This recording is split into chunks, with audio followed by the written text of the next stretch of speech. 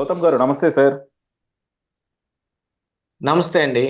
Sir, Janasena Telugu Desam పొత్తు మాత్రం తెలుగుదేశం పార్టీని నమ్ముకున్న నాయకులకు మాత్రం రాజకీయంగా పాపం చాలా దెబ్బతీస్తుంది. ఎందుకంటే ఎక్కడ చూస్తున్నా సరే వాళ్ళు 2019 నుంచి కూడా, అంటే 2014 నుంచి కూడా ఎప్పుడు కూడా ప్రజలతో అండదండలుగా ఉంటా, అలాగే పార్టీని కూడా ఎక్కడెక్కడ బలోపేతం చేసుకుంటా, వాళ్ళ నియోజకవర్గాల్లో వాళ్ళు ఎంత కొంత పని చేసుకుంటా ఉన్నారు. సో ఇన్నాళ్ళు ప్రజలతో కలివిడిగా ఉన్నోళ్ళని, పార్టీని నిర్మించుకున్న వాళ్ళని, రేపు పొద్దున టికెట్లు ఆశిస్తున్న వాళ్ళందరికి కూడా ఈ పొత్తు మాత్రం ఒక శరాఘాతంగా వచ్చిందనమాట. సో వాళ్ళకేంటంటే ఇప్పుడు ఎవరైనా రాజకీయ నాయకుడు వచ్చేది ఎందుకు? ఒక ఎమ్మెల్యే అవుదామనో, ఒక ఎంపీ అవుదామనో వస్తారు. ఇప్పుడు చంద్రబాబు గారు ఈ పొత్తు పెట్టుకోవడం వల్ల ఈ లాసులన్నిటి మీద నీళ్లు పోసినట్టు అయిపోతుంది సార్. అందులోనూ చూస్తుంటే కూడా ఇప్పుడు జనసేనలు చూశారనుకోండి, ఎక్కడ చూసుకున్నా సరే మనకి ఒక 10 మంది కూడా కనపడరు అనమాట. నిజంగా పార్టీని నిర్మించుకొని ప్రజలతో అందుబాటులో ఉండి సంస్థాగతంగా కూడా వర్క్ చేసుకున్నాళ్ళు. ఇలా తెలుగుదేశం వాళ్ళందరూ కూడా, వీళ్ళందరూ ఇప్పుడు ఎక్కడ చూసుకున్నా సరే తెలుగుదేశం వాళ్ళే త్యాగాలు చేయాల్సి వస్తుంది. జనసేన వాళ్ళు ఎవరు త్యాగం చేయట్లా. ఈ పొత్తు కోసం తెలుగుదేశం వాళ్ళే త్యాగం చేయాల్సి వస్తుంది. మనకి బెస్ట్ ఎగ్జాంపుల్ ఏంటంటే తెనాలి. తెనాలిలో నాదెళ్ల మనోహర్ గారు ఎప్పుడు లోకల్‌గా ఉండలేదు. అక్కడ చేసింది లేదాయన. ఆయన ఎప్పుడో 2014లో ఓడిపోయారు. అసలు అప్పటి నుంచి కూడా దగ్గర దగ్గర అందుబాటులో లేరు. కానీ ఆలపాటి రాజా గారు పాపం కంటిన్యూయస్‌గా చేసుకుంటా ఉన్నారు. మనం ఎప్పుడు చూస్తూ ఉంటాం.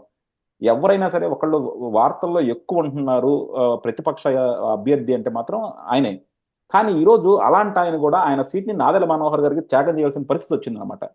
సో ఇలా ఎన్ని చోట్ల తెలుగుదేశం వాళ్ళు త్యాగం చేసుకుంటారు. తెలుగుదేశం వాళ్ళు వాళ్ళ నాయకుల్ని నిర్వీర్యం చేసుకుంటారు. నిజంగా ఈ పొత్తు తెలుగుదేశానికి లాంగ్ టర్మ్‌లో చూసుకుంటే సార్, ఇప్పుడు షార్ట్ టర్మ్‌లో వదిలేద్దాం. లాంగ్ టర్మ్‌లో చూసుకుంటే నాయకత్వానికి దెబ్బతీస్తుంది గదా! లాంగ్ టర్మ్ లోనే కాదండి. ఇప్పుడున్న ఈ షార్ట్ టర్మ్ లో కూడా దెబ్బే. హుహు. ఎందుకంటారా? పవన్ కళ్యాణ్ మే భుజాల మీద ఎక్కి స్వారీ చేయటానికి జనసేన పార్టీలో వందలాది మంది ఉన్నారు. హుహు. పవన్ కళ్యాణ్‌ని ఇది చెయ్యాలి. పవన్ కళ్యాణ్ ఇది చెయ్యాలి. పవన్ కళ్యాణ్ ఎలా నడుచుకోవాలి అని పవన్ కళ్యాణ్‌కి చెబుదామని ట్రై చేస్తున్న వాళ్ళు, పవన్ కళ్యాణ్ వినలేదనుకోండి, ఆయన వినటం లేదు. అలా జరిగేటట్టుగా మీరు చెయ్యండి అని వచ్చి కిందున్న జన సైనికులకి లేదా కార్యకర్తలకి వీళ్ళకి చెబుతుంటారు. ఉదాహరణకు మొన్ననే హరిరామ్ జోగయ్య ఏదైనా ఒక సలహా చెప్పదలుచుకున్నాడు అనుకోండి, పార్టీ నిర్మాణం అవటానికి, పార్టీ బలోపేతం అవటానికి ఏదైనా చెప్పదలుచుకుంటే పార్టీ వాళ్ళకి చెప్పాలి. లేదు ఏదైనా సలహా ఇవ్వదలుచుకుంటే పొత్తు గురించో, పొత్తులో ఎన్ని సీట్లు అడగాలనే దాని గురించో పవన్ కళ్యాణ్‌కి చెప్పాలి. పవన్ కళ్యాణ్‌కి చెబితే మరి ఆయన వినలేదేమో. ఆయన బహిరంగ లేఖ రాశాడు. ఆ హుహు. బహిరంగ లేఖలో ఏముందయ్యా అని ఒకసారి చూస్తే, పొత్తులో మనం జనసేన పార్టీ ఎన్ని సీట్లు తీసుకోవాలి? 60 సీట్లు తీసుకోవాలి. 2.5 సంవత్సరాలు సీఎం సీటు పవన్ కళ్యాణ్‌కి ఇవ్వాలి. హ్మ్. ఇక తర్వాత బీజేపీతో కూడా పొత్తు పెట్టుకోవాలి. ఈ విషయాలన్నీ జన సైనికులకి చెప్పాల్సిన అవసరం ఏంటి హరిరామ్ జోగయ్యకి? హుహు. ఇంకా అందులో మరి ఆయన ఆ పార్టీలో ఏంటో ఇంతవరకు ఎవరికీ తెలీదు. ఆ పార్టీలో ఆయనకున్న స్థానం ఏంటో అదో పెద్ద బ్రహ్మ పదార్థం. అది ఎవరికీ తెలీదు. నాకు తెలిసి హరిరామ్ జోగయ్య కాపు సంక్షేమ సేన ప్రెసిడెంట్ అంతే. ఆయన ఇప్పుడు పవన్ కళ్యాణ్ భుజాల మీద ఎక్కి స్వారీ చేయాలనుకుంటాడు. పొత్తు అనగానే ఇక నోరు వాయి పట్టకుండా మాట్లాడటం మొదలు పెడితే ఆ పొత్తు ఎలా పొసుకుతుంది? ఇప్పుడు ఉదాహరణకి 60 సీట్లు అడగాలి పవన్ కళ్యాణ్ పొత్తులో అని అంటాడు. ఆ 60 సీట్లను కూడా ఏటిని నిర్ణయించి చెబుతాడు అనంటే 2019 ఎన్నికల్లో 10,000 ఓట్లకు పైన ఏ ఏ స్థానాలు వచ్చాయో అవన్నీ జనసేన పార్టీకి ఇచ్చేయాలి అని హుహు. అడగండి మీరు అంటాడు. 10,000 ఓట్లు అంటే ఏంటండి? ఒక అటాన్ యావరేషన్ ఒక్కొక్క నియోజకవర్గంలో వేసుకుంటే వ్యాలిడ్ ఓట్లు 1,50,000 పైచిలుకుంటాయి. హుహు. ఒక 1.5 లక్ష పైచిలుకుంటాయి. అందులో 10,000 ఏ మూలకొస్తుంది? వాళ్ళకొచ్చిన 6% అదే గదా మరి. హుహు. అసలు విచిత్రమైన విషయం చెప్పనా? ఈ హరిరామ జోగయ్య ఈ 60 సీట్లనంటే 10,000 ఓట్లు పైనొచ్చిన వాటన్నిటిని కౌంట్ చేసి ఒక 62 సీట్లను తేల్చాడు. హుహు. అందులో అసలు మ్యాటర్ ఏంటంటే పక్కా లెక్కతోటి చెబుతా చూడండి. 7 స్థానాల్లో మాత్రం వాళ్ళు ఒక మంచి ఓటు శాతం సాధించారు. 40,000 ఓట్లు పైన. 40,000 అంటే ఏంది? ఆల్‌మోస్ట్ ఆళ్ళు ఉన్న 1,50,000 ఓట్లలో ఒక 40% దాకా వస్తాయనే గదా అర్థం. హుహు. 40 కాదులెండి. 25% దాకా వచ్చాయని. హ్మ్. అంటే అలాంటి చోట ఏదన్నా అడగటానికి ఆస్కారం ఉంది అని అనుకుంటే అయి అడగొచ్చు. అలాంటి స్థానాలు 7 ఉన్నాయి. అందులో ఒకటి రాజోలు గెలిచారు. మొదటి స్థానం వచ్చింది. అవును. ఆ తర్వాత పవన్ కళ్యాణ్ 2 చోట్ల ఓడిపోయాడు. అక్కడ రెండో స్థానం వచ్చాడు. టీడీపీ పార్టీని కూడా అధిగమించి సెకండ్ పొజిషన్‌లోకి వచ్చాడు. వైఎస్ఆర్ కాంగ్రెస్ పార్టీ వాళ్ళ మీద ఓడిపోయి రెండో పొజిషన్‌లో ఉన్నాడు. అలాగా మిగతా అన్ని చోట్ల మూడో స్థానంలోనే ఉన్నారు. అంటే టీడీపీయే పై చేయి సాధించిందక్కడ. హుహు. వీళ్ళకు వచ్చిన ఈ ఈ 40,000 ఓట్లు తీసేస్తే మిగతా ఎంతండి? 1,10,000 ఓట్లుంటాయి. అంటే హుహు. ఆల్మోస్ట్ 60, 70 సాధిస్తే కదా వాళ్ళు వీళ్ళకంటే పైకెళ్లారు. అంటే వీళ్ళకంటే బలంగా ఉన్నారని అర్థం. ఇంకా విచిత్రమైన విషయం ఏంటంటే, మన ఇండియన్ కాన్స్టిట్యూషన్‌లో ఈ ఎలక్షనీరింగ్‌లోనే ఉన్న పెద్ద ఇది ఏంటి డిపాజిట్.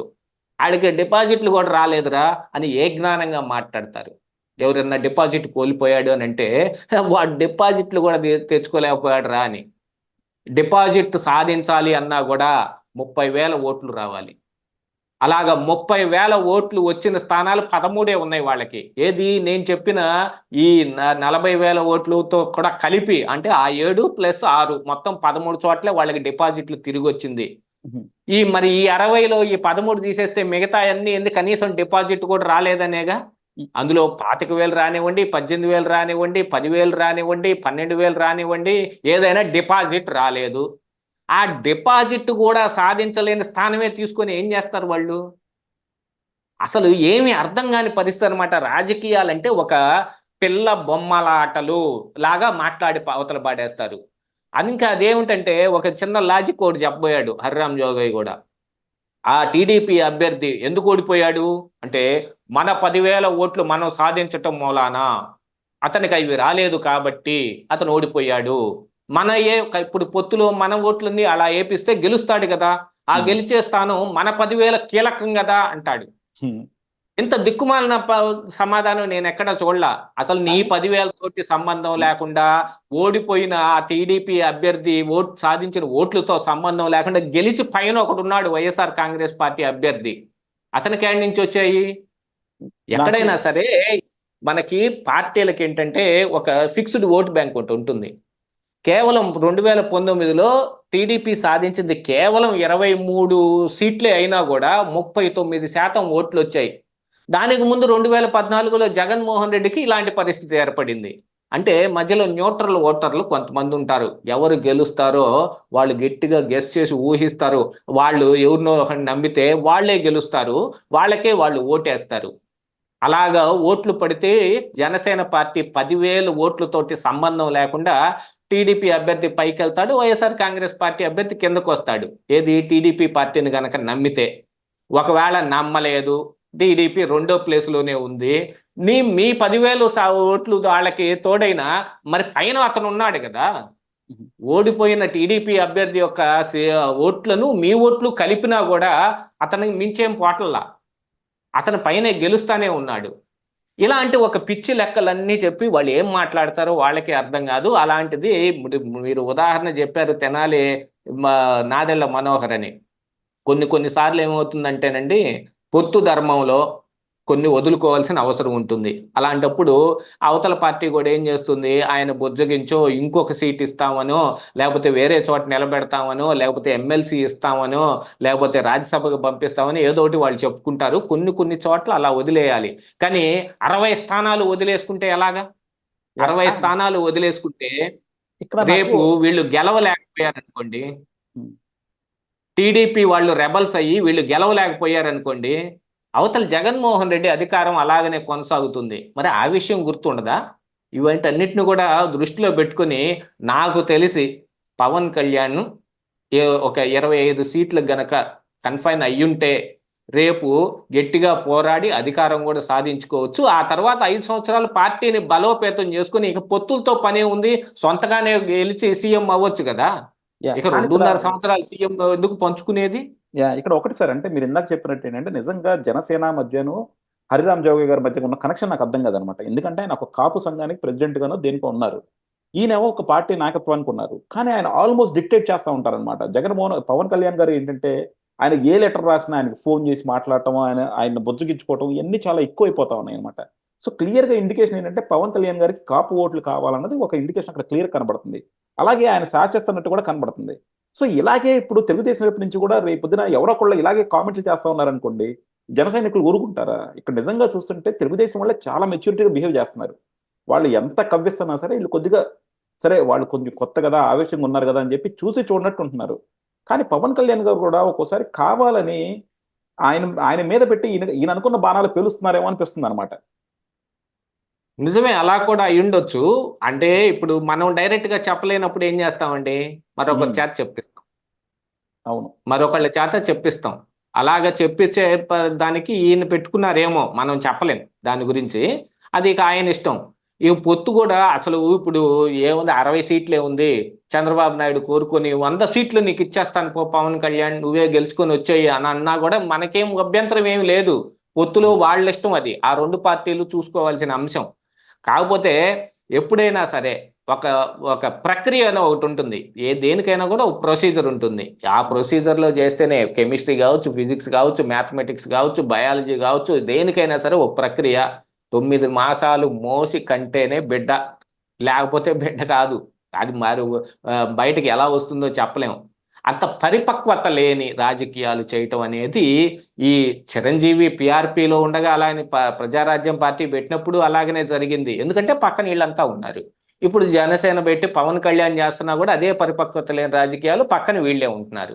అంటే పరిపక్వత వాళ్ళకి లేదా వీళ్ళకి లేదా అనే దానికంటే ఎవరికి లేదనేది మాత్రం సుస్పష్టం అనమాట. ఎవరికన్నా పరిపక్వత ఉంటే తప్పెక్కడ జరుగుతుందో తెలుసుకుంటారు. ఆ తప్పుని సరిదిద్దుకునే పనుల మీద ఉంటారు.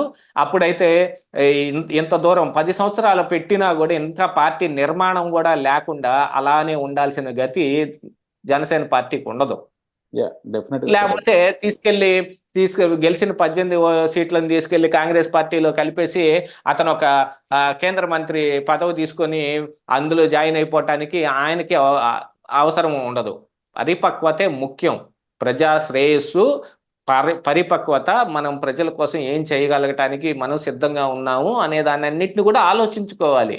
వీటన్నిటిని బట్టి పార్టీలు నిలబడతాయి. ఎందుకంటే ఇలాంటి పార్టీలు కొన్ని వందలు పుడుతుంటాయి, పోతుంటాయి. కానీ నిలబడేది, అధికారంలోకి వచ్చేది మాత్రం పరిపక్వత కలిగిన పార్టీలు మాత్రమే. డెఫినెట్ గా సార్. ఎందుకంటే పవన్ కళ్యాణ్ గారు ఏంటంటే ఎప్పుడు చూసుకున్నా సరే కొంచెం ఇంకా కన్సిస్టెన్సీ అనేది ఆయనకి ఎక్కడో లేదు. నిజంగా రాజకీయాలు చేసుకున్నప్పుడు రాజకీయ నాయకుడిగా చేయాలి. కానీ ఆయన ఒక పక్కన ఒక కుల నాయకుడిలాగా, ఒక పక్కన రాజకీయ నాయకుడిలాగా, వాళ్ళని సినిమా నాయకుడిలాగా, సినిమా యాక్టర్ లాగా ఇవన్నిటిని కూడా ఎక్కడికక్కడ ఒక కన్ఫ్యూజన్ లో మాత్రం పాలిటిక్స్ చేస్తున్నారు. సో దీనివల్ల ఆయనకి ఉపయోగం ఉండదు. నిజంగా కనుక ఇలాంటి నమ్మి ఆయన 60 కావాలని పట్టుబడితే మాత్రం రేపు పొద్దున ఈ పొత్తుకే అర్థం ఉండదన్నమాట. ఇలా పొత్తు ఏంటి? జగన్మోహన్ రెడ్డిని ఓడించడం. సో మీరు ఆ మిషన్ మర్చిపోయి నాకెన్ని సీట్లు, నీకెన్ని సీట్లు అని కొట్టుకుంటే మాత్రం డెఫినెట్‌గా ఈ పొత్తు పెట్టుకున్న దానికి మాత్రం అర్థం ఉండదు. సో అది తెలుసుకొని వీళ్ళు కూడా మసులుకుంటారని ఆశిద్దామండి. Thank you sir. Thank you very much.